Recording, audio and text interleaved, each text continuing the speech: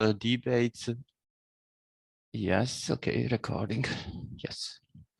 Dialogue between Enrico and myself about pros and cons of using description logics for applied ontology.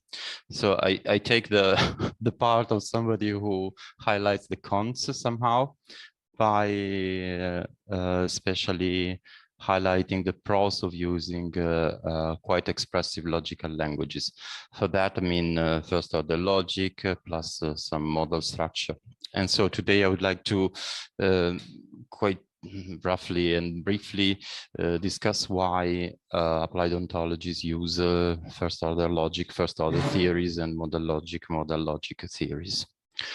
So well, very generally, we mean by applied ontologies as clear formal computational specification of content. And another point that I stress, I mean, I take the role of somebody who is close to viewing applied ontology as an endeavor which is related to philosophy. So applied ontology is about doing knowledge representation with the philosophical awareness, and that means confronting and discussing philosophical theories.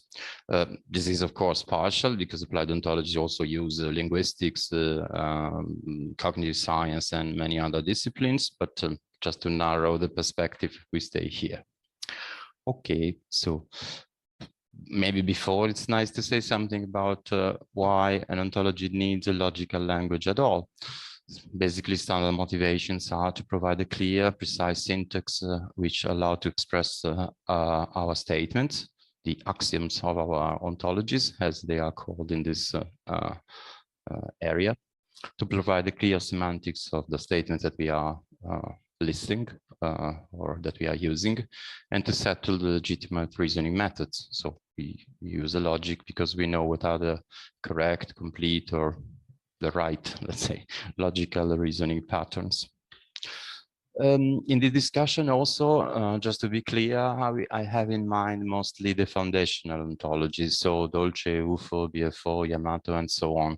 So for those of you who want to check details, I'm basically referring to the presentation of these ontologies in this very nice special issue, Foundational Ontologies in Action, that was recently published in Applied Ontologies. So if you look at these ontologies, they are long lists of axioms, and mostly the language that they employ is first order model logic or first order logic plus some modality, and this is the setting, the logical setting. Why so? Okay, let's try to focus on a few reasons. Firstly, let's say first order logic allows for clear syntax and semantics, a sound and complete calculus for reasoning, so for checking consistency and theoremhood. And these are the main motivation for using these logics. But also there is a traditional influence in applied ontology of the so-called axiomatic approach in, say, foundations of mathematics. Another point that we'll discuss briefly is Quine's legacy on how to represent ontological commitments of theory, which is something that applied ontologies are interested in. And finally, this logic is sufficiently expressive to formalize a number of philosophical views, the one that applied ontologies is confronting to. So notable examples of first order theory are Peano arithmetics, Zermelo-Frankel set theory, Euclidean geometry, and also general extensional mereology can be written as a first order theory, which is included in most of the applied ontologies that we know of, for example, in this list.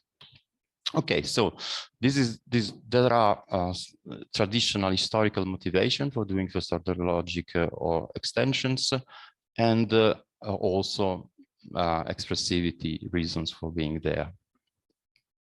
The Quine's contribution to this is the following, that lies within this idea. So for Quine, a good theory, let's say, the language of a good theory must be capable of manifesting, of making it explicit to the logical commitment of the theory.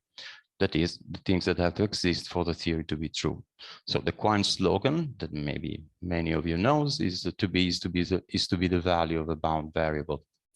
That means that for the language to be adequate for manifesting ontological commitments, a quantification mechanism is required.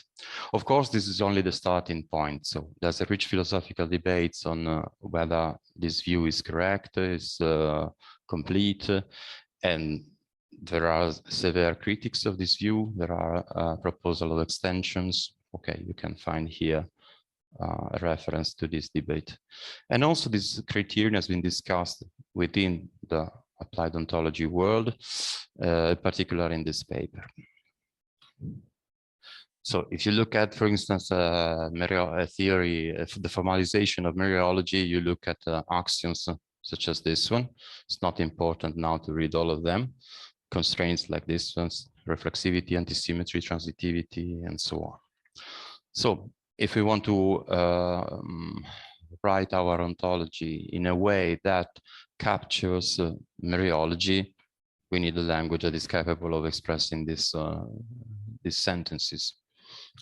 If we want to compare or to discuss with Lesniewski or with people that develop mereology. First order logic is not enough because a number of important ontological concepts require going beyond, that is modalities. So for instance, you can have electric modalities like necessary, possible, temporal modality, spatial modality. You can have intentional modality in the sense of beliefs, desires, and whatever. And all of these things should be put beyond the first order logic formalization. Just to look at a few examples of important concepts that require going beyond the first order logic, you have the famous distinction between rigidity and anti-rigidity.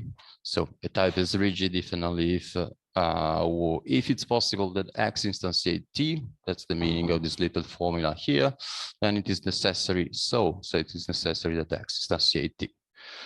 Anti-rigidity means by contrast that if it's possible that X instantiate T, then it is possible that X does not instantiate T. So this distinction is useful because it allows us to distinguish kinds like person and student and roles like students. And also the notion of existential dependence is quite clearly a model notion. So X existentially depends on Y when the existence of Y is necessary for the existence of X. Okay. Now, I want to say something because it shows which is the point of, or what are the problems of having logics in this very rich setting. So about validating ontologies. Okay, if we look at the formal theories we listed at the beginning, piano arithmetics, Euclidean geometry, these are theories about mathematical structure. So, if we want to define a criterion for adequacy of these theories, well, in fact, we are trying to proving soundness and completeness. So to establish that what is true in the theory is what is true about this structure. In applied ontology, there is something similar in the sense that we have a formal theory which resembles piano arithmetic somehow, but the class of structure that provides interpretation of this theory is less fixed, it's less established. So for instance, the theory of constitutions or other theories, of theory of tropes. So they rely on our intuition and on the philosophical debate on this notion, the theory of events. So providing adequacy here is more tricky, and somehow it relates to confronting with debate in philosophy on this notion. However, a basic requirement for consistency is there also in applied ontology, that is the requirement of consistency, which if we stick to classical logic amounts to also to non-triviality, in the sense that we want to avoid that our theory infer every statement or infer whatever. Okay.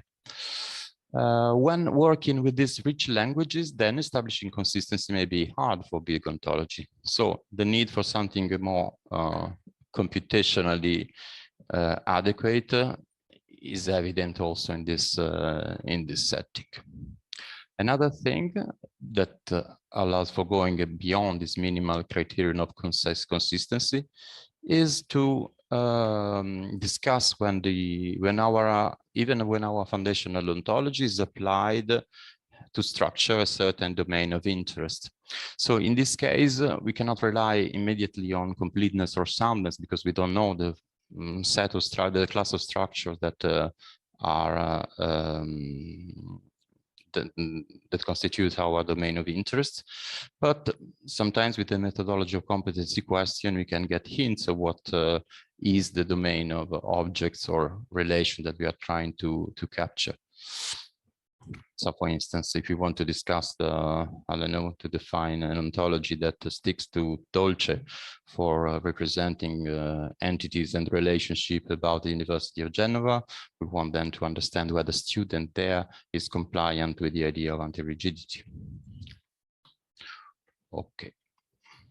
So this is the 2 slides, and then I pass to Enrico because he will be talking about this aspect of computationality in applied ontology, which was omitted from here. So if you do ontologies in this setting and discussing with philosophers, let's say roughly the computational part does not enter, but it is an important part of applied ontology. Otherwise, it would be just formal ontology. And we know that first order logic is not decidable. So, or even checking consistency may be practically impossible. So in the tradition of knowledge representation, more suitable languages for getting something more tractable have been developed, that is description logics. However, the perspective, from the perspective of somebody who's willing to do ontological analysis and applied ontologies in using rich logics, description logics lacks the capability of simply writing our ontological theories as T-box axioms. So for instance, the mereology, we cannot simply write them like as such. So you're lacking the, how to say, the dialogue with those who develop this theory, like philosopher or Armstrong for his notions and so on. So again, embracing the perspective of applied ontologies from the using rich languages, the problem is to develop an ontology which is written in some description logic and which is close enough to the original ontology. In this perspective, then the bias is that the real ontology is the one written in the rich language, while the description logic version is just an approximation of it. So just to be explicit about this bias. Of course, deciding what is the theory in description logic, which is close enough or as close as possible to the version that we have in rich logic is a very delicate technical approach. So what I do here in this final slide, that just to give you an idea, is to suggest at least one requirement. This requirement, well, we used it, we worked following this requirement, and it is the one that is also used by the ESAO standardization initiative for top-level ontology that you can have references here. So the requirement is that given that our theory T, our ontology T in our rich language, some model first order logic is the one that we commit to. We develop a theory in DL, which is a simplification from the perspective of expressivity and hopefully also of computational complexity. And we require that the original theory entails the theory in DL. This is a logical entailment. Some delicate point because the theory in DL is in another language, but you can translate this into first order logic. So this entails, let's suppose that this entailment makes sense. If it makes sense, which it means that every model of T is also a model of the theory in description logic, the version in description logic. So everything that is true according to our theory T must be true also according to the theory in DL. So the intended models of T are preserved by this relation. However, on the other side, the models of TD of the theory in DL may not be included in the models of T. So something that may be true according to the theory in description logic is not true according to our theory T. So the description logic version does not exclude enough unintended models. So that's what is happening here. Okay. Final slide. What summing up? We stressed here, and we took the perspective that applied ontology is knowledge representation philosophically aware. To be philosophically aware, to confront theories in analytical metaphysics and in ontology, in analytic philosophy, we need this rich logical language to talk about concepts like rigidity, anti-rigidity, existential dependence, mereology, and so on. And however, from this perspective, checking properties is very complicated. So sometimes even who comes from this tradition want to work with the L, but the bias is that here you view the L as derivative, not as the original ontology. Because, let's finish like this, in Quanian terms, the DL version possibly commits to more, to something unintended by the theory that express our ontological commitments. Okay, like this, I can end here and give room to Enrico. Many thanks, Daniele.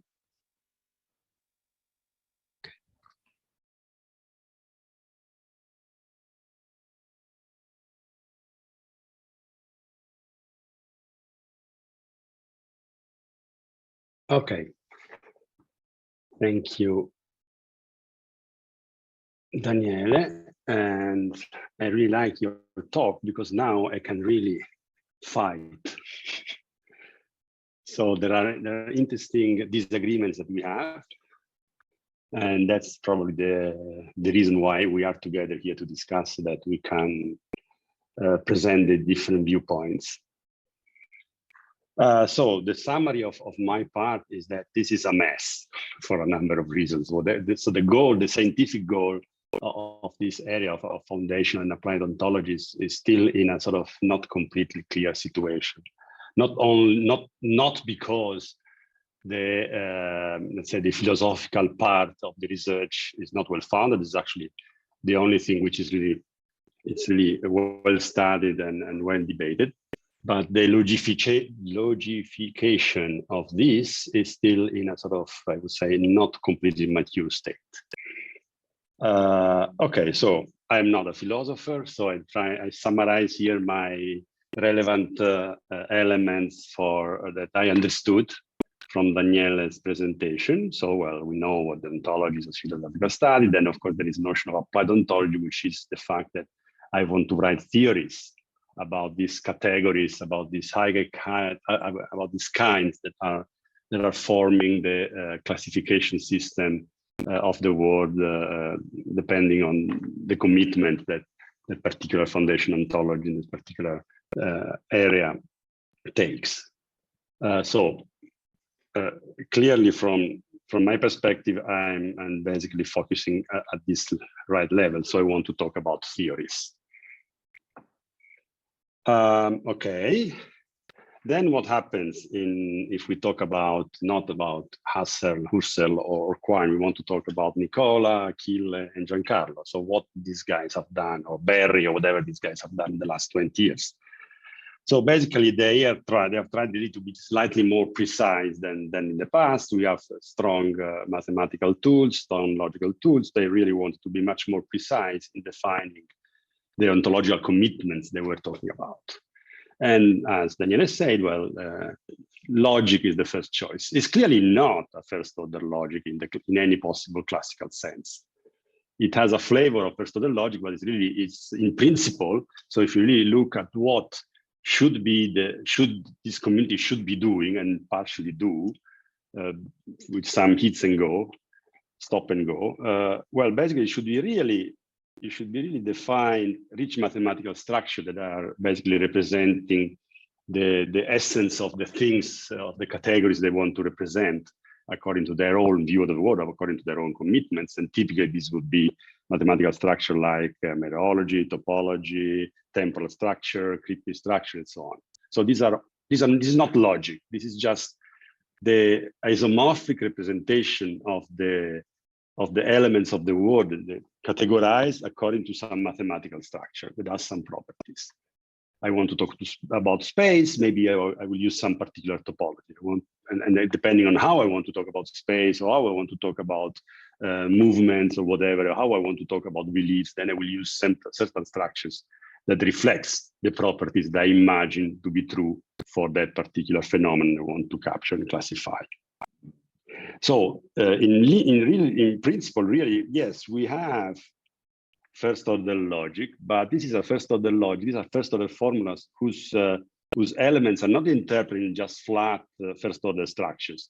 They are interpreted over these very complex structures that may be topological structures, say, whatever it is. And so, yes, in principle, I could even just have just classical first order logic.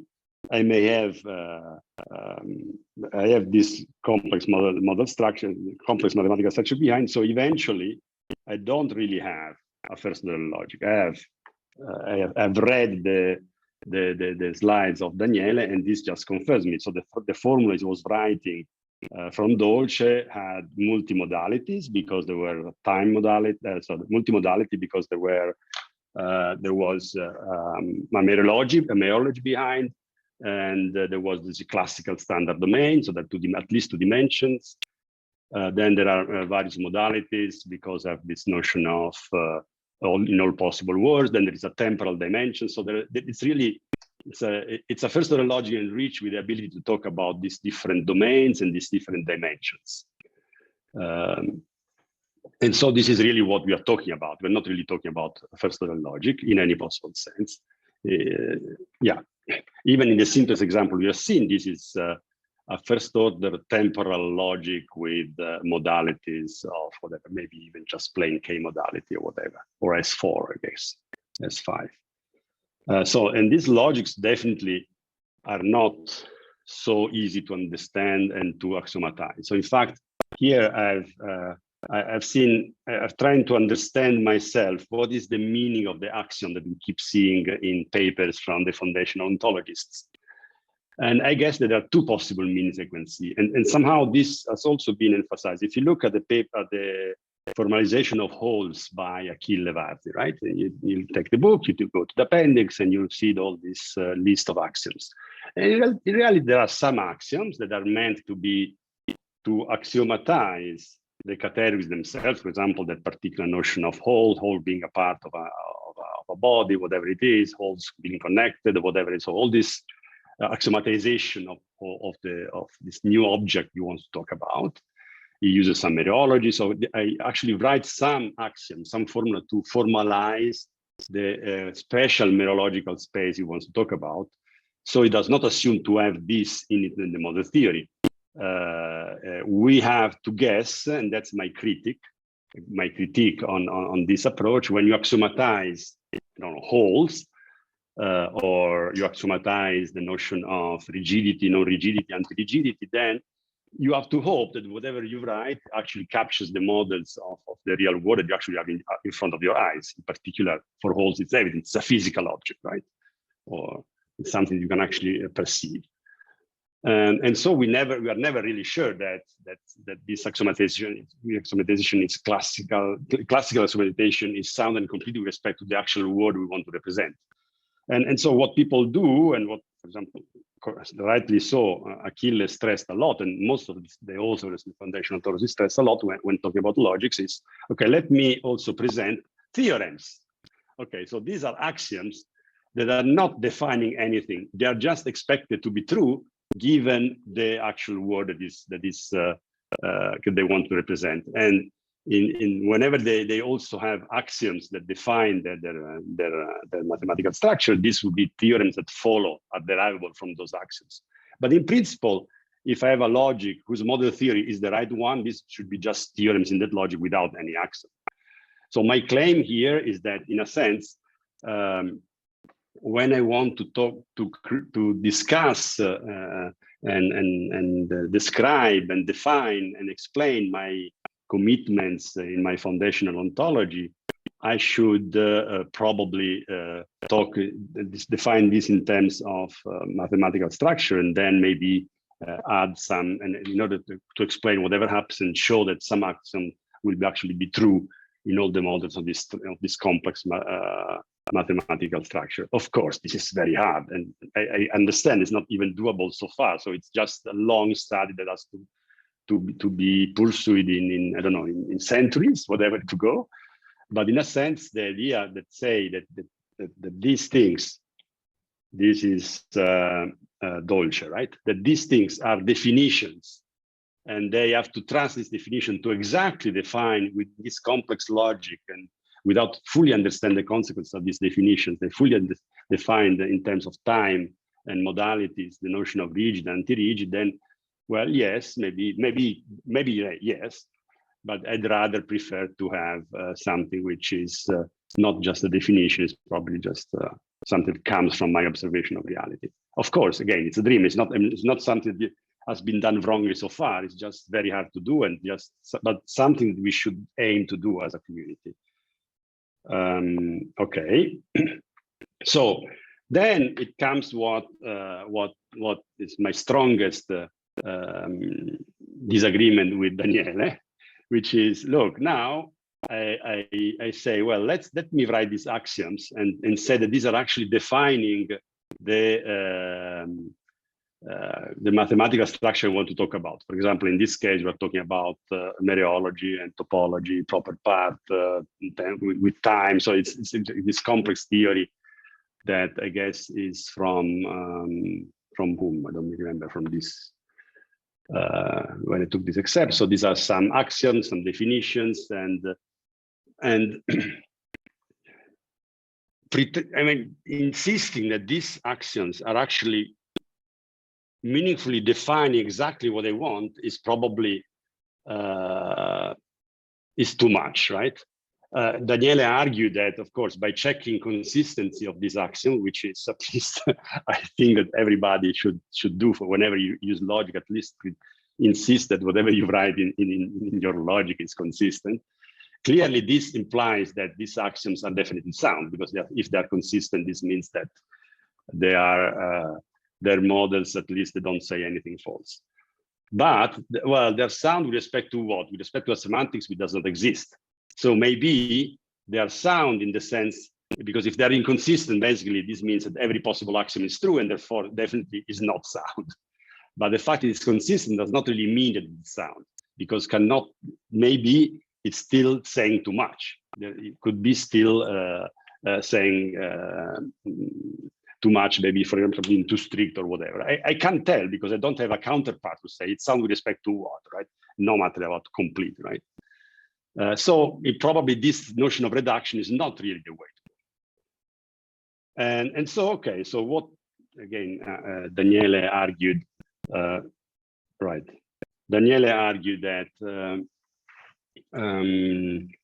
at the very end, and agreed that this the reasoning with this very complex first order multimodal multidimensional logics with complex model theory is it's hard, at least because we don't even have a reasoning procedure, and even if with this axiomatization approach, we don't even know whether it's sound or whether it makes sense at all in general for reasoning. Okay. For setting down the definition, it's very fine. So if you want to say, well, look, I believe that my theory, my commitment at least have to satisfy these things. So this is a thing I expect this to be true. And from this, I can also show other things that may be true because the theorem coming from this expectation. This is fine. But that's, believe, the thing that people should stop about, right?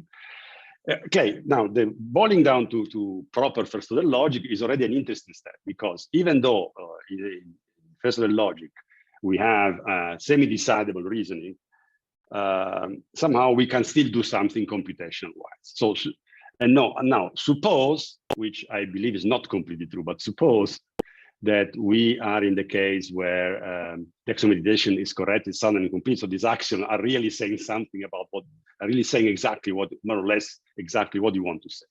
So you have this first order logic with these axioms, and then you can use theorem provers, model checkers, model generators, a huge number of techniques that in the semi-decidable fashion can help you in perform reasoning, for example, to check whether something follows, whether something does not follow, whether something is consistent, whether you can make query answers, you can model a domain with some object and derive properties of this object, whatever.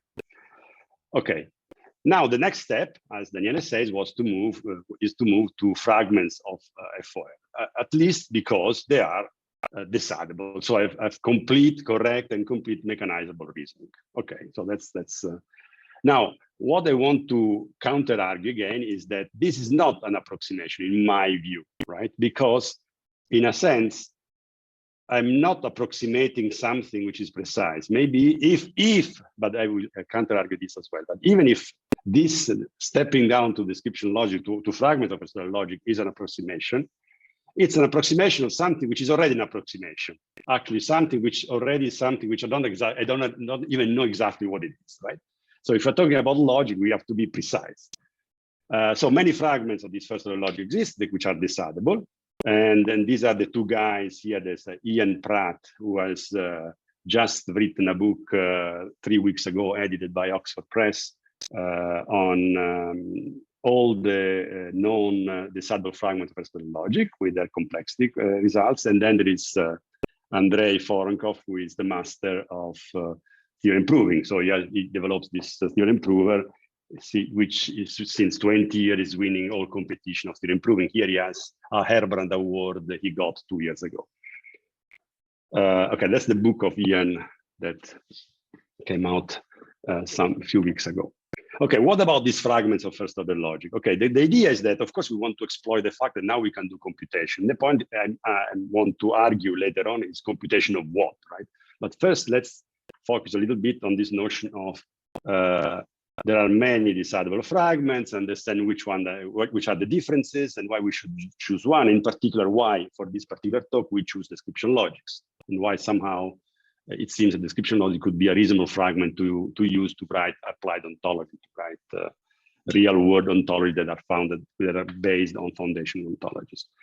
I mentioned just the most important fragments of the logic which are decidable, and they're all orthogonal from each other. So they really go in different specificity. One is C2, which is the fragment of external logic that uses only 2 variable symbols, but has in addition counting quantifiers. So basically, if you add equality, you have more than 2 variable symbols. But with counter quantifier, you can just reduce it to 2. One is the gathered fragment of external logic. One is the data log plus minus fragment of first order logic, which is basically a fragment where you can express complex graphs, while in the gathered fragment you mostly have the 3 model properties, so you can't really talk about graph-oriented knowledge. In C2 you can talk about graphs, but in a limited way because you only 2 variables. And then description logic, where basically you can't talk about graphs, you can only talk about trees. So you see, depending on what you want to talk about, which is this element here. So what we want to talk about. So what our ontology, we want to do, talk about a domain because we want to describe it so that my machine can actually make some derivation out of it to make conclusions, so to be intelligent about that particular domain. Well, it depends really, right? If you want to talk about information which is represented in terms of graphs, then hardly you want to use description logic. You rather use a data plus minus or a C2 fragment or whatever it else if you want. Of course, then depends which kind of graph. Of course, not the description logic and unable to talk about the graphs, but again, this would be second-class citizens. Again, then also understanding what you want to do with these theories. Because, okay, first order logic is undecidable or semi-decidable, but of course depends. Because if I want to use just model checking, then it is not only decidable, but it's very, very fast, right? It's just SQL. So it's sublinear, sub-log time, sub-log space. It's AC0. So really, really, really fast. Okay, then, but it's full first order logic. So what do you want to do with that? Also with this, you may decide to use a fragment of the other one. Again, of course, at the very end, why you want to have decidability with sound? So you want to have a language which is decidable for your reasoning task, but you want also to have an effective reasoning procedure which is sound and complete. Now, I can spend a huge amount of time to tell why this is probably the strongest requirement I will ever require for any computational task using logic. Because if you are not sound and complete, then I would say it's pointed that you are even using a logic-based approach. At least because if, for example, typically you tend to be only sound, if you have only a sound procedure for a problem, then answering the dual question is it's unsound. Okay, so if I get true from a sound procedure, if I want to ask for the dual promise of whether something is false, and I use the same procedure, the opposite of true is not false. This would be unsound.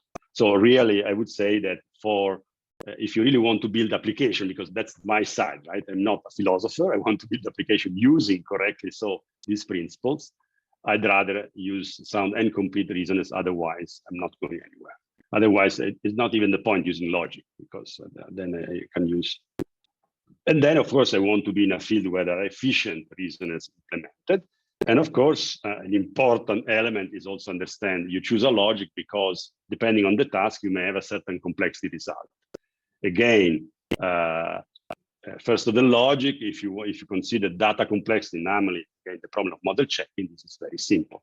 Description logic, which can be considered hard, double X time. So OWL2 is double X space, I guess, or X space. Something. This one is very, very hard. It's more than X time, more than double X time. It's at least X space, the way I remember. But if I want to use OWL2 only to access data, then it's co-NP hard, co-NP complete. So you see, then there is what do you want to do with this? Okay, so description logic. Now, of course, we are here to talk about description logic, and description logic is one of the favorite fragments to be used for ontologists, and rightly so, I would say. So assuming that we are doing the right thing, and then I spend the last lines to say what is the right thing to me. I say, well, description logic have a very good expressivity, so they are really, really, really expressive. OWL2, you can hardly find something that you cannot say in a decidable fragment. Of course, again, things about graphs, no. They are very efficient reasoners. This is a property that is really was one of the implicit reasons for the success of description logic. So you take a description logic, you try to say, well, I want this, but I want to have time. I want this, but I want to have beliefs. I want this, but I want to have fixed point. I want this, but I want a transitive relation. Well, apparently, all these extensions, if the starting description logic is decidable, are also decidable. This is a property called the robustness that comes from the guarded fragment. The guarded fragment, first of all, logic has this property that is whatever you put in it, it tends to be decidable, right? And to keep the tree model property and stuff.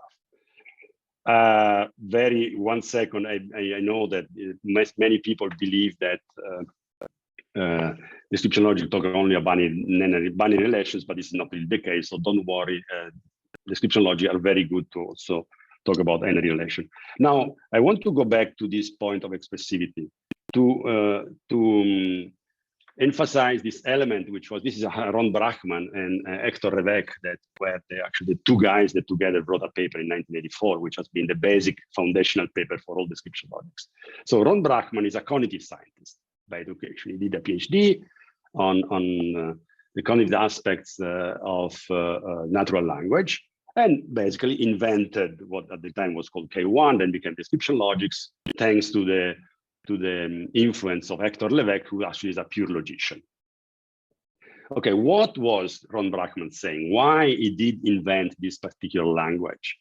He did invent this particular language without even knowing that eventually this was actually a logic, but because it was just from the cognition point of view, he just realized that when you want to talk about things, you have these 3 elements in your vocabulary, this basic ontological convincement. You want to talk about classes, the genus, the properties of these classes, the differentia, so this would be the features, cognitively speaking, and then, of course, the relations among the elements of your word. So with these 3 objects in your alphabet, these 3 syntactic categories, 3 different kind of things you want to say about the elements of the word, then you can describe the reality of the word in a way which is isomorphic, in which your condition, to which your way is isomorphic to the way your cognition imagines and realizes the world through these imageries in your brain, in your cognition. And so that's why a full first order logic is true. Yeah, description logic are a fragment first order logic, but they have this particular syntactic way of building this fragment, which is, for example, free of variables. There are no variables. In our head, there are no variables. It's really based on classes, roles, and relations. So classes, features, and relations.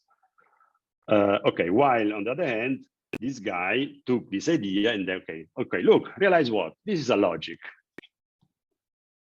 Okay, now, going back to what we do with this description logic, I only two slides left, no worries. Well, not really two, maybe more.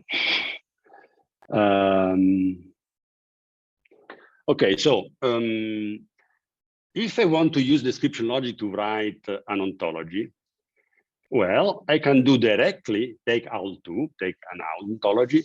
Of course, you can do it if you don't want to take any ontological commitment. You don't want to say that this is a type, this is a role, this is a rigid relation, a rigid kind, whatever.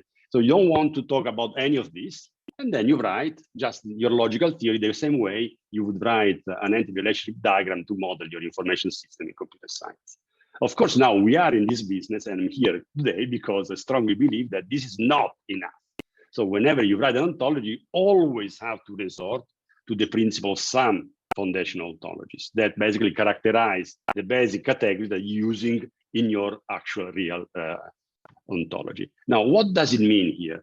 So in this slide, I really want to emphasize that there are two different layers of ontology, which you already know somehow informally, but I want to be precise. So there is the foundational ontology that basically axiomatizes and talks about these categories that are important to Quine, Husserl, Daniele, Nicola, Giancarlo, Achille. And then there is the fact that I want to talk about my domain, about my office, about the world, about the university, about whatever lunch, about a particular domain. And then I want to have my terminology, of course, and this will use a classical logic, for example, description logic, because being very close to my cognition, it's very interesting, very useful, and very easy to use directly a description logic to model my reality according to this principle. And then the point is that my vocabulary that describes the reality has to be connected with the categories that you philosophers found, right? But I do not expect that in description logic, I have to axiomatize this foundational categories. Why should I? In fact, even, well, from the theoretical point of view, guys like Carsten and Lux, which is pictured here, probably one of the strongest logicians description logic ever existed. They say, well, take description logic and let's go back. In fact, I'm saying, let's go back to the origin I was saying at the beginning that say, okay, we have a logic whose model theory is complex. At this point, my model theory talks about mereology, talks about topology, talks about time, space, and algebra. So I don't want to axiomatize this in the logic. This is embedded in the domain. And so now we have a description logic like OWL, syntactically exactly the same. However, some relations in this description logic have a meaning because in the model theory it says, well, that's an ordinary relation, that's a mereology, that's a topological relation. So this relation means connected. This relation means after, whatever, okay? So this means that, again, I go back to the original idea. The model theory tells me everything about what the word should be about in terms of foundational categories. And I use my first order logic fragment, in this case, description logic, only to talk about my word. And then, of course, I say, well, this particular relation that I use just in standard classical logic, in reality, has an embedded meaning in my model theory. And of course, where Carsten is my hero is because he found it's really working since ages to find how can we extend description logic to embed these domains, these mathematical structures, by maintaining decidability. Okay, and why it works? It works because now we have this language which is simpler. It's not full first order logic. It's just a fragment. In any case, it doesn't even work with full OWL2. It works with simpler description logics, and also because it simplifies the notion of what mathematical structure we want to use. For example, instead of full topology, we use simpler algebras that capture exactly the notion of topology that we'll be interested in, right? For example, Allen's algebras. And of course, in this approach, there is no attempt whatsoever to have an axiomatization of the model theory. But I can use description logic together with mereology, topology, whatever I want. And indeed, probably without knowing, people like our friend Chris did this. Because if you think about OntoClean, this is exactly what he did. He says, I have a standard language, and actually his language was very simple, just a language able to express taxonomies, okay? If I have a taxonomy of classes in my domain, so people, students, professor, whatever, so these kind of objects, then if I'm able to assign by means of competence questions, right? Basically humans, right? Categories, so foundational category to this object. Okay, person, well, it's probably rigid. Student, no, it's not rigid. Well, then I have a rule that says, well, if something is rigid, it cannot be a subclass of something which is not rigid or something like this, right?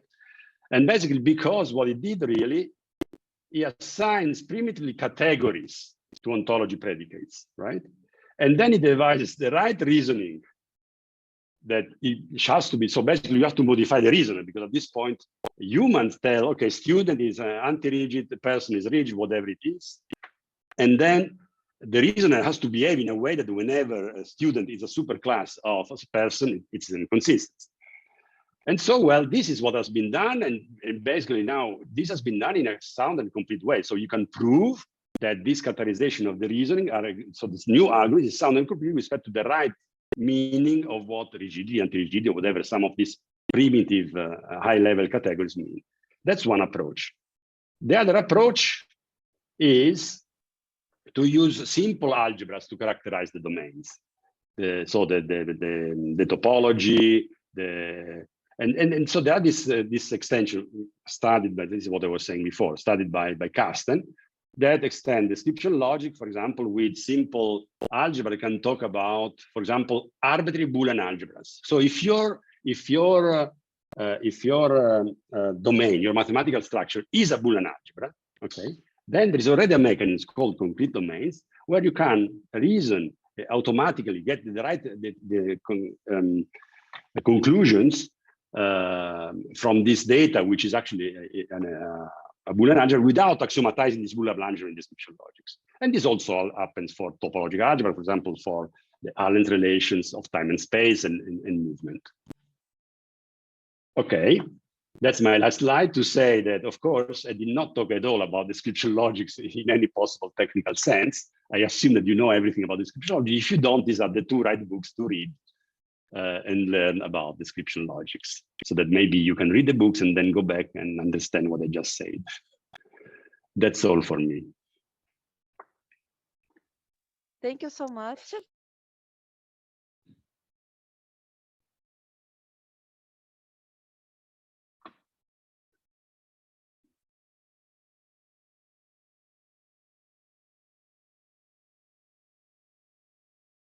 Okay, I guess that probably Daniele should reply to my terrible accusations. Do we have... I leave Daniele react to the points of disagreement. Okay. Yes, we'll try to be briefly so we can also leave some time, some space or time to others' questions. So I think there's the two parts. A point of disagreement, which may not be disagreement, but just a matter of perspective, is that so in what I was showing, everything should be done in some breach logic, multimodal, first order, blah, blah, and check its models and so on. Whereas in the approach you suggested, you want to separate quite neatly two parts. The part that uses description logics to model the actual scenario, maybe, or I don't know what we want to talk about now, and the structure of the parthood relation, the structure of the modality, alethic modality, box and diamonds, is in the algebra that specifically defines the role. So it's like cutting from scratch the models that I am considering. So I consider this algebraic structure.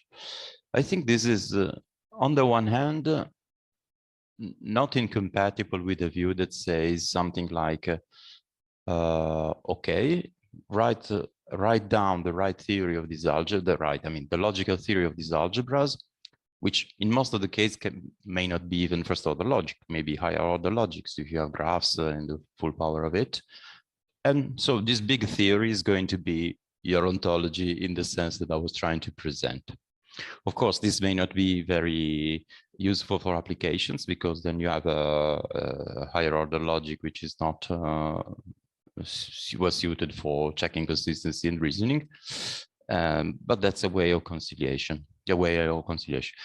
Okay, the objection that somebody like Quine might do to this is that once you put all the important constraints of mereology or stuff like that in the algebra, you don't have a theory that manifests the ontological commitment because you don't have this mechanism of binding quantifiers and so on. That's all I want to say. Of course, your reply can be, who cares about Quine? And many other people reply like that, but I don't know. I would like just to understand if you agree with this reconstruction and what do you think about so let's just say the Quine's objection. Besides not having the tool for manifesting this ontological commitment in the language, this also presupposes that you have the agreement on a specific model or on a very specific class of model, the class of structure that you are talking about. While when you put it in first order logic, you have on the one hand the ambiguity that you were saying, in the sense that we are not really talking about a class of models because we have no idea how this class is structured in most of the times. But but on the other hand, we don't have to have in mind a full class of model to talk about the theory of constitution or whatever. Okay, I'm not sure if I was clear. Let's try like this. Very quickly, I think that we don't disagree because what I'm saying is that because eventually in terms of logic, we still don't have the correct characterization in any logic or whatever this philosopher really mean. So in order to be today effective in applied ontologies, I don't want to find an approximation of something which is already, I don't know, even unsound or already an approximation. But then I can say, well, now I have the ontological commitment. No, I put this outside the logic framework and I say, answer these competence questions as a human. So read the papers by Giancarlo, Nicola, and Barry and Achille, and Daniele, and try to understand what are these categories, because that's the only thing you can do, because the axioms, well, if you just given the axiom, it's even worse. You have to read the papers, you don't understand what is going on. And then answer your competence questions that say, well, now look, students is clearly not rigid, right? Okay, so, and therefore I completely put this from outside the logic point of view. Once I do this, I can have classical first order logic, but not really, because still the fact that something is rigid, something not anti-rigid has a consequence in the reasoning. But then it's the only thing you have to think about, not about definition of what rigid and anti-rigid is, but what is the effect on this notion of satisfiability. And so by restricting the scope of my formal study and restricting the language, I can be completely successful, like in OntoClean. The language is just taxonomies, rigid, etc. I don't really need to look at the definition of Nicola of what does it mean rigid or anti-rigid. I just ask myself what's going on. I basically mark up the things. In principle, I agree with what you're saying. It's weaker than whatever you may want to have, but so far we don't have it. And it's impossible to have until the big guys that give us the proper correct formalization of everything. So in this phase of the history, I don't think this is going very far away in the short term, not even in the midterm. Logic is useful to explain the ontological commitments, but not to define completely them. That's what I tend to believe. Okay. Okay, thank you so much for this debate. So you opened the question for the audience because the timing is running. It was really a very amazing presentation and debate, but the time is running up. So if you have any questions for the audience, to Enrico and Daniele, please, you can use the microphone or put the question directly in the chat.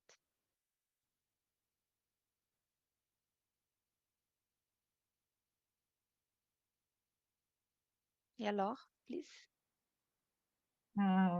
Hi all, thank you for this very interesting debate. I will be a bit provocative to Enrico. So you probably know that I tend to be on Daniele's side, right? So let's say you assumed you have your classical meteorological structure as a background model that you use just for competitive questions, etc., just as a background. And then you have your DL to be able to reason and use in your applications. Then just this very basic thing, which approximation, because I will use that term, which approximation do you choose? You cannot have both antisymmetry and transitivity. Which one do you pick? What's the method to pick the right axioms? Do you pick an antisymmetry? Do you pick transitivity, and why would you choose one or the other?